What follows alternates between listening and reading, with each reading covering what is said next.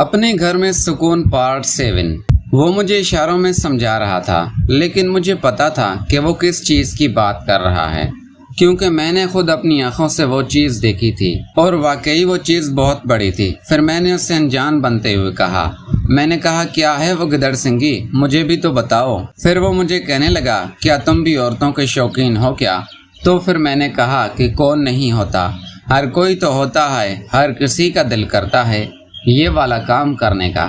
پھر وہ کہنے لگا، نہیں، کوئی مرد ان چیزوں میں دلچسپی نہیں لیتے، جیسے تمہارا ابو ہے۔ میں نے کہا کہ میرے ابو کے بارے میں آپ کو کیسے پتا؟ پھر وہ کہنے لگا کہ اب بات جہاں تک آ ہی گئی ہے، رازدار تو تم ویسے بھی بن گئے ہو ہمارے، تو تمہیں بتا ہی دیتا ہوں۔ تمہاری امی بتاتی ہے کہ اس سے ان چیزوں میں شوق نہیں ہے، وہ دل سے وہ کام نہیں کرتا، بس اپنا فرض سمجھ کے ہی ایک فارمیلٹی کرتا ہے۔ جس طرح میں اس سے جنت کی وادیوں میں لے جاتا ہوں، وہ بالکل بھی نہیں لے جاتا۔ اس لیے تو تمہاری ماں شادی کے بعد بھی مجھے بھول نہیں پائی، اور اس نے کئی دفعہ مجھے کہا ہے کہ میں اس سے شادی کر لوں۔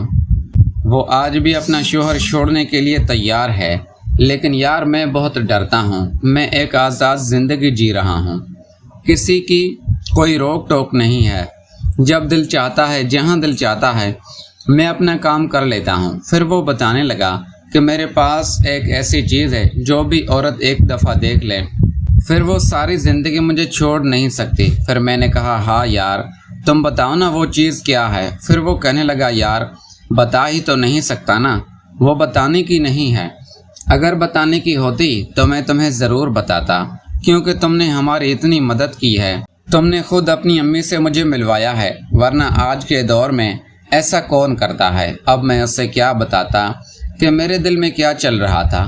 میں تو خود اپنی امی کے پیچھے پڑا ہوا تھا، اس لیے تو اس سے تمہیں ملوایا ہے۔ پھر وہ کہنے لگا کہ ایک حکیم ہے میرے پاس، میں تمہیں اس سے ملواتا ہوں۔ میں نے کہا، اس حکیم سے ملنے کی کیا ضرورت ہے؟ مجھے پتا تو سب تھا کہ وہ مجھے حکیم سے کیوں ملوانا چاہتا ہے، اور مجھے اس چیز کی خوشی بھی نہیں تھی، کیونکہ میں تو یہ سمجھ رہا تھا کہ شاید قدرتی اس کا ایسا ہے، لیکن اب مجھے لگ رہا تھا کہ میرا بھی ایسے ہو سکتا ہے۔ پھر وہ کہنے لگا کہ جو چیز عورتوں کو پسند آتی ہے اس کا علاج صرف وہی کر سکتا ہے۔ میں نے کہا، یار مجھے علاج کی ضرورت نہیں، میں بالکل ٹھیک ہوں، کیا ہوا مجھے؟ پھر وہ کہنے لگا کہ ابھی ہماری دوستی اتنی بھی پکی نہیں ہوئی کہ میں ساری باتیں تم سے کھل کے کر سکوں۔ پھر میں نے اس سے کہا کہ کیا بات کر دی یار تم نے؟ اتنا بڑا رازدار تو میں نے تم لوگوں کا رکھا ہوا ہے، بلکہ میں نے خود تمہارا ساتھ دیا ہے، ابھی بھی تم مطمئن نہیں ہو میری طرف سے؟ تو وہ کہنے لگا، نہیں یہ بات نہیں ہے، اصل میں یہ سوچ رہا ہوں کہ میں تمہیں وہ بات کیسے بتاؤں، مجھے سمجھ نہیں آ رہی۔ پھر میں نے اس سے کہا کہ تم خود کو میرا دوست سمجھو، کھول کے مجھے بتاؤ۔ تو وہ کہنے لگا کہ ہمارے گاؤں میں ایک حکیم تھا، اس کی دوا لینے لوگ دوسرے شہروں سے آتے تھے، وہ بہت مشہور تھا۔ ایک دفعہ اس حکیم کا گھر بننا تھا، کیونکہ میں مستری کا کام کرتا ہوں، تو اس نے مجھے بلایا تھا۔ اس کے گھر کا کام کرتے کرتے ہماری دوستی ہو گئی تھی۔ پھر باتوں ہی باتوں میں اس نے مجھے بتا دیا تھا کہ اس کے پاس ایک نسخہ ہے جس کو استعمال کرنے سے شیر بہت طاقتور ہو جاتا ہے اور بڑا بھی ہو جاتا ہے۔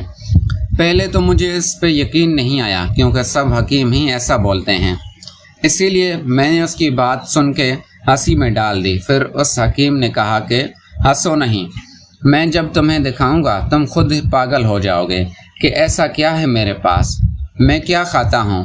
وہ دن بھر ویسے ہی گزر گیا اور ہم دوسری باتوں میں لگ گئے، میرے ذہن سے بھی یہ بات نکل گئی۔ کافی عرصے بعد ہم لوگ بورنگ پہ نہا رہے تھے، نہانے کی وجہ سے اس کی وہ چیز ہلکی ہلکی نظر آ رہی تھی، جب میں نے دیکھی تو میں دیکھتا ہی رہ گیا۔ پھر میں نے دل میں سوچا کہ یہ تو واقعی سچ بول رہا تھا، اس کا شیر تو بہت بڑا اور طاقتور ہے۔ پھر اس وقت تو میں نے اس کو نہیں بولا۔ پھر ہم لوگ جب گھر چلے گئے، پھر میں نے اس سے بتایا کہ یار تم ایک دن کسی نسخے کا ذکر کر رہے تھے، یار وہ مجھے چاہیے۔ تو اس نے کہا کہ کہیں سے میری مشہوری سن لی ہے کیا؟ میں نے کہا نہیں، بس ویسے ہی میری ایک دوست ہے، وہ مجھ سے خوش نہیں ہوتی، بس اس کو خوش کرنا چاہتا ہوں۔ تو وہ کہنے لگا میرا نسخہ ہی اسی چیز کے لیے، خوشیاں بانٹو۔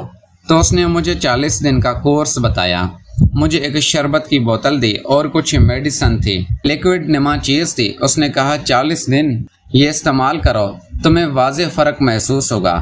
تو میں نے 40 دن وہ کورس کیا، تو اب میرے پاس بھی جو شعر ہے وہ بہت طاقتور ہے۔ تو پھر میں نے اس سے کہا کہ یار مجھے اس حکیم سے لازمی ملواؤ، کیونکہ مجھے لگتا ہے میرا شعر کمزور ہے، اتنی طاقت نہیں ہے اس میں۔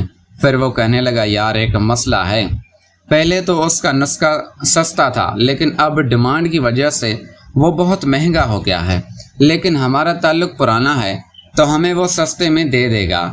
پھر میں نے اس سے کہا کہ وہ تو گاؤں میں ہے، ہمیں کیا کرنا پڑے گا اس سے ملنے کے لیے؟ وہ کہنے لگا اس کو فون کریں گے تو وہ ہمیں وہیں سے بھجوا دے گا اور ہمیں یہاں سے یہ چیز مل جائے گی۔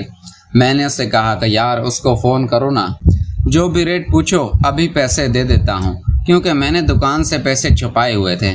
تو وہ کہنے لگا یار جلدی کس چیز کی ہے، بعد میں کر لیں گے، کل کر دوں گا۔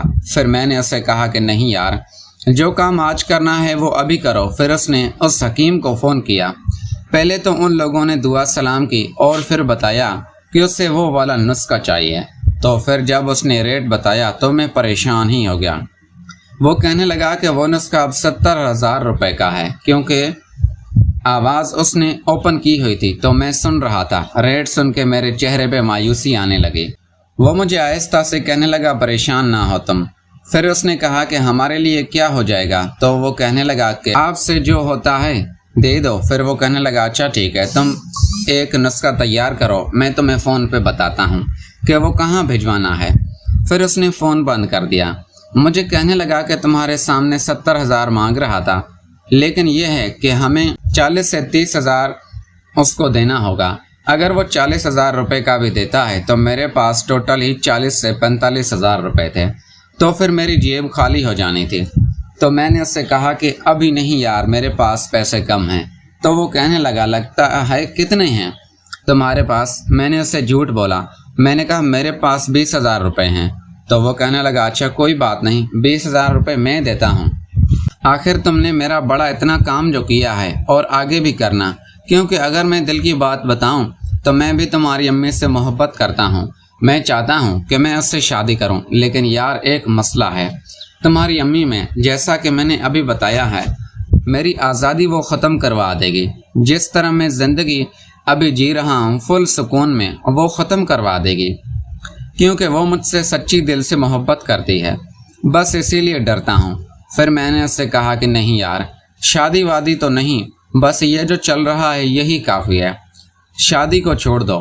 اس نے دوبارہ اس حکیم کو فون کیا، اس سے کہا کہ اپنا اکاؤنٹ نمبر بھیجو، ہم تمہیں پیسے بھیج دیتے ہیں اور ہمارا پارسل ہمیں بھجوا دو۔ پھر وہ انکل مجھے کہنے لگا یار تمہارے پاس جو 20,000 روپے ہیں وہ مجھے ابھی جمع کرا دو، میرے پیسے میرے گھر پہ رکھے ہوئے ہیں، میں گھر جاؤں گا، اپنے پیسے اٹھا کے 40,000 روپے کر کے اس کو بھیج دوں گا، تو پھر وہ 2-3 دن میں ہمیں پارسل بھی بھجوا دے گا۔ تو میں نے اس سے کہا کہ اچھا تم یہیں پہ بیٹھو۔ میں گیا واپس دکان پہ، کیونکہ دکان کی چابیاں تو میرے پاس تھی۔ میں نے دکان کھولی اور وہاں پہ چھپا کے میں نے ایک جگہ پیسے رکھے ہوئے تھے، وہاں سے میں نے 20,000 روپے اٹھائے اور واپس ہوٹل پہ آ گیا، اور پھر میں نے اس کو 20,000 روپے جمع کرا دیے۔ میں نے کہا کہ جس طرح وہ استعمال کرنا ہے وہ طریقہ کار بھی پوچھ لینا، شاید چینج نہ ہو گیا ہو۔ اور پھر اتنے میں میری امی کا بھی فون آ گیا اس انکل کے پاس۔ میری امی اس انکل کو کہہ رہی تھی کہ کھانا تیار ہے، تم لوگ گھر آ جاؤ۔ اور کون سی گپ شپ ہو رہی ہے، کافی دیر بیٹھ گیا ہے۔ وہ مجھے نہیں لگتا تھا کہ میرا بیٹا تمہارے ساتھ اتنی دیر باتیں کرے گا۔ دوستو اس کہانی کی اگلی قسط دیکھنے کے لیے اس چینل کو سبسکرائب کر لیجئے، شکریہ۔